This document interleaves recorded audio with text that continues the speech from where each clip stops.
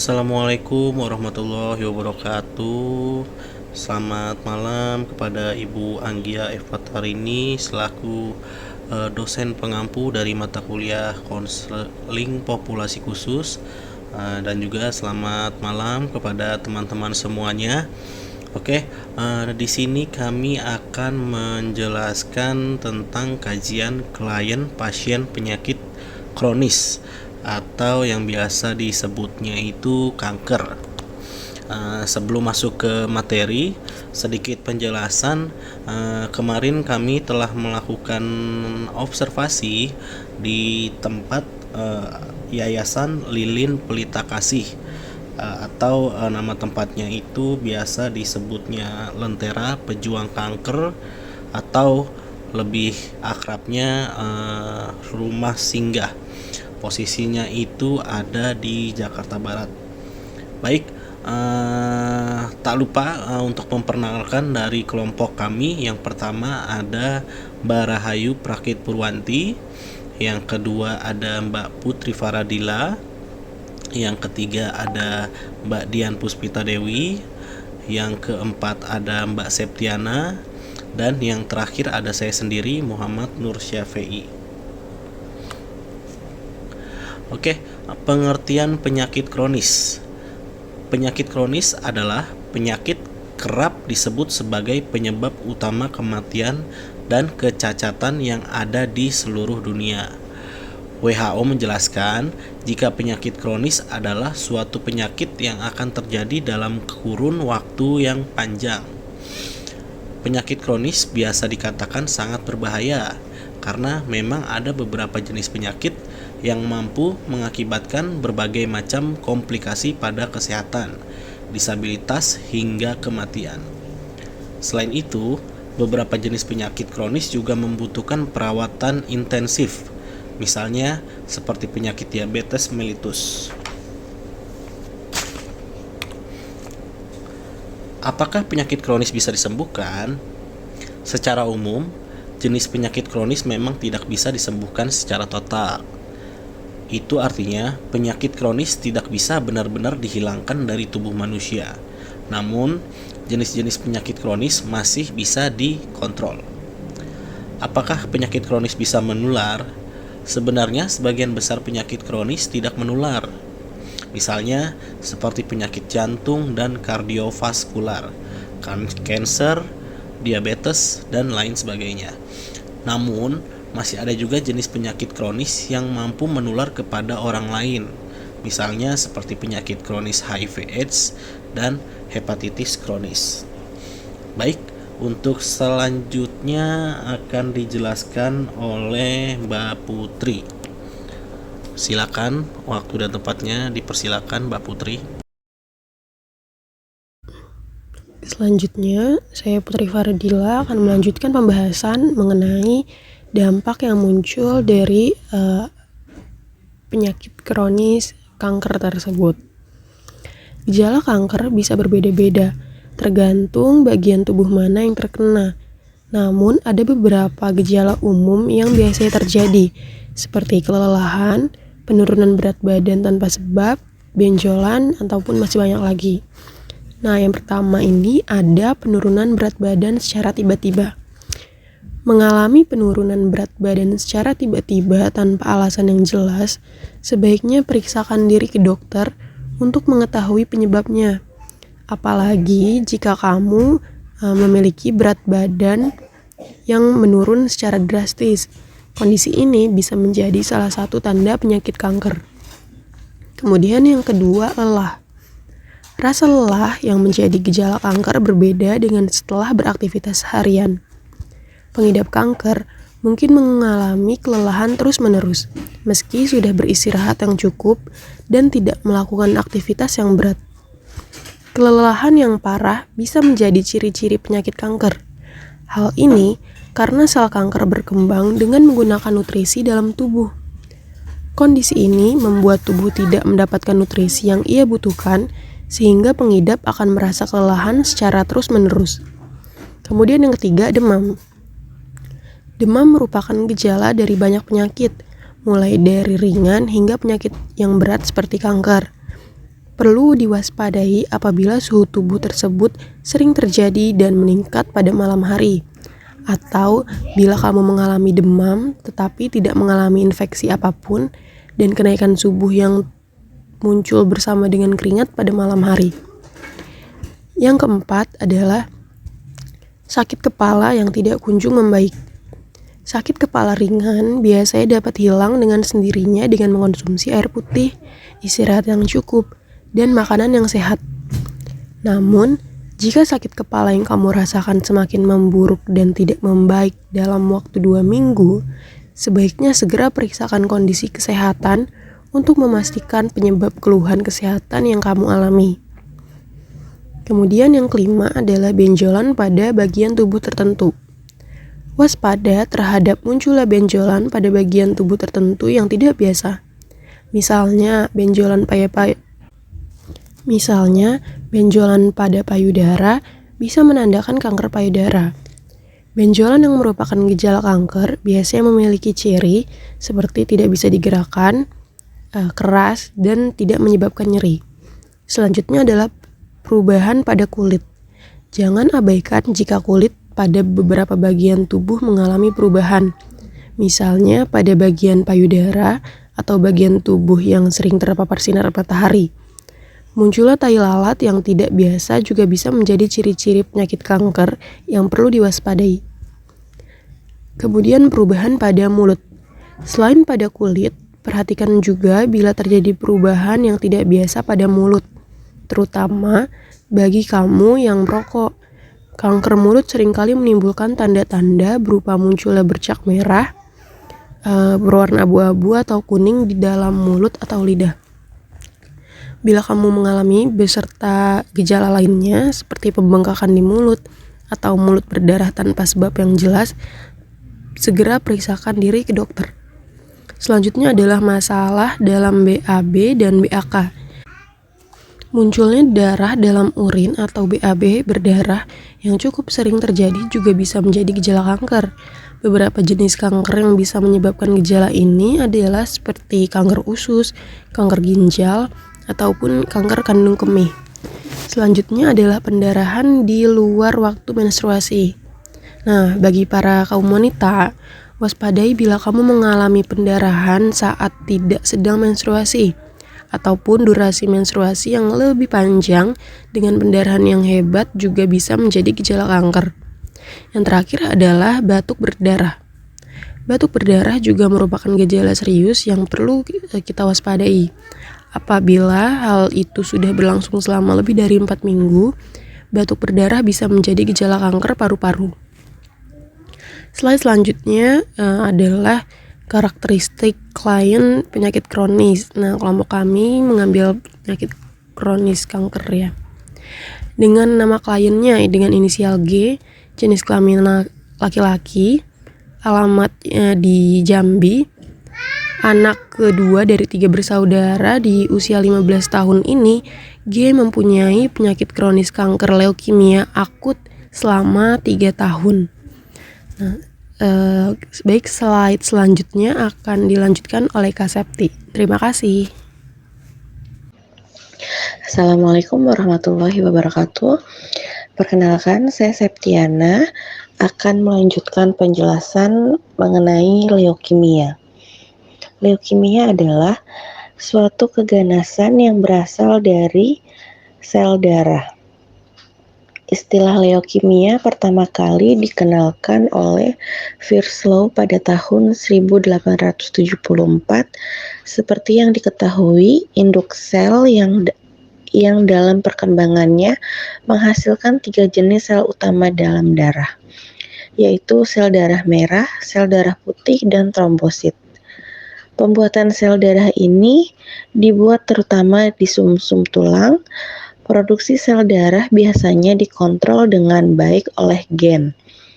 Pertumbuhan dari sel darah yang normal akan tertekan pada waktu sel leukemia bertambah banyak sehingga akan menimbulkan gejala klinis. Kontrol pertumbuhan sel bisa rusak sehingga tanpa diketahui sebabnya. Kemudian pada leukemia akut ditandai dengan suatu perjalanan penyakit yang sangat cepat, mematikan, dan memburuk. Apabila hal ini tidak segera diobati, maka dapat menyebabkan kematian dalam hitungan minggu hingga hari. Terdapat dua subjenis leukemia akut yang diklasifikasikan berdasarkan jenis selnya. Di antaranya yaitu limfobiastik atau leukemia limfobiastik akut. Tipe leukemia ini yang menyerang 75% pasien anak-anak usia 3-4 tahun. Penyakit ini juga terdapat pada dewasa yang terutama telah berumur 65 tahun atau lebih. Kemudian yang kedua yaitu myeloblastik atau leukemia mieloid akut. Sebelumnya, tipe ini disebut leukemia non-limfositik akut. Terjadi 80% pada dewasa dan pada orang tua berusia lebih dari 40 tahun. Kemudian gambaran dan gejala leukemia akut. Yang pertama yaitu kegagalan sumsum tulang yang memicu anemia, demam, infeksi, serta pendarahan. Yang kedua yaitu infiltrasi ke organ, seperti nyeri tulang, limfadenopati, splenomegali, dan hepatomegali. Kemudian yang ketiga yaitu gejala meningeal atau sakit kepala, mual, muntah, dan kejang. Kemudian yang keempat yaitu hipertrofi gusi atau bengkak. Lalu jika pasien menjalani tes laboratorium, maka berikut ini gambaran hasilnya, yaitu yang pertama, kadar Hb, Ht, jumlah eritrosit menurun. Yang kedua, jumlah leukosit meningkat. Yang ketiga, jumlah trombosit menurun. Yang keempat, LED meningkat. Yang kelima, hapusan darah tepi blast. Sekian penjelasan dari saya mengenai leukemia. Selanjutnya akan dilanjutkan oleh teman saya yang lain. Baik, saya Rahayu Prakit Purwanti akan melanjutkan materi selanjutnya yaitu tentang pengobatan leukemia. Ketika didiagnosis kanker darah, sebaiknya Anda segera memberitahukan kepada orang terdekat agar bisa mendapatkan dukungan moral. Meskipun akan merasa sulit untuk mengatakan ini kepada keluarga dan orang-orang terdekat seperti teman dan saudara, dan mungkin mereka juga tidak tahu apa yang harus dilakukan untuk membantu. Leukemia ini bisa sembuh jika Anda melakukan pengobatan yang tepat. Cara mengobati penyakit leukemia ini akan sangat disesuaikan dengan tipenya. Jenis pengobatan umum untuk penyakit leukemia secara umum terdapat pilihan pengobatan leukemia, di antaranya pengobatan suportif yang terdiri dari transfusi darah, antibiotika, anti jamur, dan antipiretika. Lalu selanjutnya ada kemoterapi yang jenisnya sitostatika. Lalu selanjutnya antibodi monoklonal sebagai jenis pengobatan terkini leukemia. Ada juga transplantasi stem cell atau autologus dan alogenik. Pengobatan terbaru dari chronic myelogenous leukemia atau CML, myelogenous leukemia ML adalah proliferasi dari stem cell hematopoietik. Insiden tahunan dari penyakit ini 1-2 per 100.000 orang dalam jumlah pasien laki-laki sedikit lebih daripada wanita. Kasus ini terjadi pada 15-20% dari semua kasus leukemia dewasa. Adapun pengobatan CML fase kronis adalah sebagai berikut. Imatinib mesylate dengan dosis 400 mg. Respon subopsional, dosisnya dinaikkan menjadi 600-800 mg. Gagal pengobatan dinaikkan menjadi 800 mg. Diganti obat atau transplantasi stem cell. Lalu selanjutnya transplantasi stem cell sebagai cara mengobati leukemia. Pengobatan masa kini untuk leukemia berikutnya yaitu bisa dengan transplantasi stem cell. Metode stem cell ini atau sel punca merupakan teknik pengobatan aman bagi tubuh manusia dengan tingkat keberhasilan yang cukup tinggi. Sumber sel induk atau stem cell dapat dipanen atau dikumpulkan dari sumsum tulang, bone marrow panen, aliran darah atau induk darah panen, sel perifer, arah tali pusar. Bisa juga dapat memilih dua jenis utama dari transplantasi sel induk, yaitu transplantasi stem cell autologus. Metode ini merupakan transplantasi stem cell dari pasien sendiri. Transplantasi stem cell autologis ini ditunjukkan untuk mengurangi kemungkinan kekambuhan di masa depan. Prosedur ini dimulai dengan mengumpulkan darah pasien sel induk. Setelah itu remisi lengkap. Kemudian darah akan ditransfusikan kembali setelah menerima dosis tinggi kemoterapi. Transplantasi ini bisa dilakukan transplantasi autologus tunggal atau tandem lebih dari 2 selama beberapa bulan. Transplantasi stem cell allogenik. Transplantasi ini yaitu transplantasi sel induk allogenik yang disumbangkan oleh orang lain yang kompatibel dengan pasien. Donor biasanya saudara atau saudari dengan kompatibel anggota keluarga dekat lainnya yang cocok. Nah, kadang-kadang terdapat juga ketidaksesuaian antara sedikit donor, biasanya anggota keluarga, dan jaringan pasien. Terapi pada mereka akan mengalami mutasi. Terima kasih. Materi selanjutnya akan dijelaskan oleh teman saya selanjutnya. Yang lain, terima kasih. Baik, saya Dian Puspita Dewi. Di sini saya akan melanjutkan video materi layanan BK yang tepat bagi penyakit kronis. Yaitu yang pertama ada layanan konseling individual, di mana konseling individual atau perorangan yang biasa disebut KP merupakan layanan konseling yang diselenggarakan oleh seorang konselor, seorang klien dalam rangka pengentasan masalah pribadi klien. Dalam suasana tatap muka dilaksanakan interaksi langsung antara klien dan konselor. Dan di situ membahas berbagai hal tentang masalah yang dialami klien. Membahas tersebut bersifat mendalam, menyentuh hal-hal penting tentang diri klien. Bahkan sangat penting yang boleh jadi menyangkut rahasia pribadi klien. Bersifat meluas, meliputi berbagai sisi yang menyangkut permasalahan klien, namun juga bersifat spesifik menuju ke arah pengentasan masalah.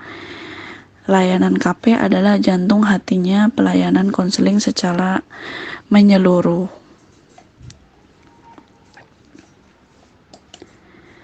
Lalu yang kedua bisa juga dengan layanan BK konseling keluarga. Nah, Bimbingan dan konseling keluarga adalah bantuan layanan yang diberikan konselor, ayah, ibu, ataupun sanak famili untuk tiap anggota keluarga agar nantinya mereka dapat tumbuh menjadi pribadi yang baik di dalam keluarga dan mampu mengatasi permasalahan hidup di dalam berkeluarga. Nah, dalam kasus klien penyakit kronis ini,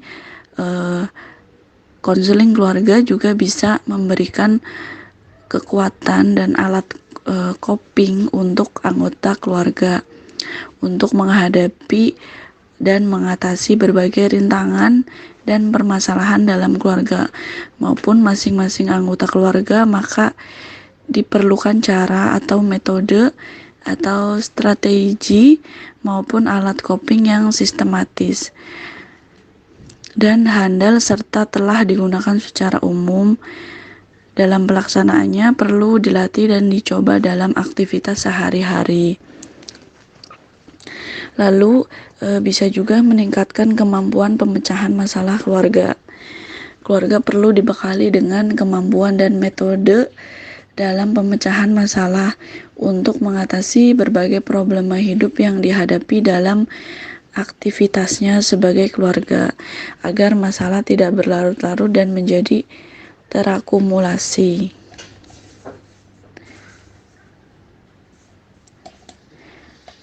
Lalu yang ketiga ada layanan BK konseling kesehatan juga. Konselor akan membimbing pasien atau memberikan saran atas permasalahan yang terjadi. Selain itu, mereka juga membantu pasien untuk memahami atau mengubah sudut pandang terhadap persoalannya. Konseling juga bisa mengatasi kesedihan, kecemasan, ketakutan berlebihan, atau kebiasaan buruk yang terjadi pada pasien. Biasanya kan klien pengidap penyakit kronis, terlebih ini kanker, itu bisa merasakan namanya kesedihan atau kecemasan atau ketakutan berlebihan. Nah, layanan BK konseling kesehatan ini bisa digunakan untuk kajian klien penyakit kronis. Lalu melalui sesi konseling, psikolog maupun psikiater bisa juga membantu mengidentifikasi gangguan mental seperti depresi, gangguan kecemasan, atau bipolar, atau bahkan skizofrenia. Nah, tak hanya itu, metode ini juga bisa membantu menangani permasalahan yang mencakup hubungan dengan keluarga, teman, atau pasangan. Baik, sekian dari saya. Selanjutnya akan dibacakan oleh Muhammad Nur Syafi'i. Terima kasih. Baik, terima kasih Mbak Dian. Untuk selanjutnya dan yang terakhir, bimbingan alih tangan kasus. Oke, kegiatan alih tangan kasus diselenggarakan oleh konselor tidak lain bermaksud agar klien memperoleh pelayanan yang optimal atas masalah yang dialami oleh ahli pelayanan profesi yang benar-benar handal. Melalui alih tangan kasus yang tepat, klien akan segera memperoleh pelayanan yang tepat. Itu sebaliknya, apabila alih tangan kasus tidak tepat, akan terjadi hal-hal yang tidak mengenakan, baik untuk klien ataupun konselor. Siswa tersebut di atas misalnya, dengan pengalih tanganan ke psikiater, boleh jadi siswa dan orang tuanya mengkhawatirkan atau bahkan menganggap siswa itu sudah tidak normal lagi. Sementara itu, proses penanganan masalahnya menjadi lebih panjang dari yang semestinya. Kerugian moral dan material dapat terjadi karena alih tangan kasus yang tidak tepat seperti itu. Jadi baik sebagai klien yang menderita penyakit kronis, guru BK pun atau seorang konselor pun harus dapat memastikan dan memahami bahwa si klien memang membutuhkan alih tangan kasus, karena di luar dari psikiater itu juga di luar dari pengetahuan konselor. Jadi Sekian penjelasan dari kelompok kami. Terima kasih atas perhatiannya kepada teman-teman semua. Saya akhiri. Wassalamualaikum warahmatullahi wabarakatuh.